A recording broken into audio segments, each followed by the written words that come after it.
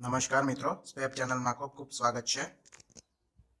મિત્રો, રેલવે એનટીપીસીમાં અમદાવાદથી કુલ આટલા ફોર્મ ભરાયા છે. કેટલા ફોર્મ ભરાયા છે મિત્રો, આપણે આ વિડીયોમાં જોઈશું. અને તમારી કોમ્પિટિશન મિત્રો કેટલી રહેશે અને કેવી રહેશે, સાથે સાથે મુંબઈ અને ભોપાલમાં જેમણે ફોર્મ ભર્યું છે આ બધાની વિગત આપણે આ વિડીયોમાં જોઈશું. એટલે કે તેની કુલ કેટલા ફોર્મ ભરાયા છે અને તેની કોમ્પિટિશન કેટલી રહેશે. તો મિત્રો, વિડીયોને છેલ્લે સુધી જોજો અને વિડીયો ગમે તો શેર કરજો અને ચેનલને સબસ્ક્રાઇબ કરજો મિત્રો, કારણ કે ઘણા બધા ન્યૂઝ તમને અહીંથી મળતા રહે છે અને ઘણી બધી વિગતો અહીંથી મળતી રહે છે.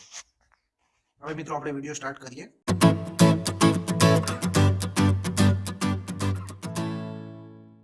મિત્રો, સૌપ્રથમ આપણે અમદાવાદનું જોઈએ તો રેલવે એનટીપીસીમાં અમદાવાદથી કુલ 5,61,536 ફોર્મ ભરાયા છે. જોઈ લો મિત્રો, 5,61,536 ફોર્મ ભરાયા છે. ટોટલ મિત્રો આના માટે જે જગ્યાઓ હતી 1,024 હતી. તો મિત્રો આપણે બંનેનો ભાગાકાર કરીએ તો ટોટલ એક સીટ માટે મિત્રો 548 ઉમેદવારોની કોમ્પિટિશન છે. એટલે કે મિત્રો આના માટે તૈયારી તમે કેટલી કરવી આનો એક અંદાજ આવે છે મિત્રો આનાથી. ત્યારબાદ જે મિત્રોએ મુંબઈથી ફોર્મ ભરાયા છે, મિત્રો મુંબઈથી કુલ 12,74,448 ફોર્મ ભરાયા છે. આની અંદર મિત્રો કુલ જે જગ્યાઓ હતી એ 3,665 જગ્યાઓ હતી. એટલે કે રેલવે તરફથી 3,665 જગ્યાઓ હતી. તો મિત્રો બંનેનો ભાગાકાર કરીએ તો એક ઉમેદવારની જે સીટ છે એના માટે 347 ઉમેદવારોની કોમ્પિટિશન છે.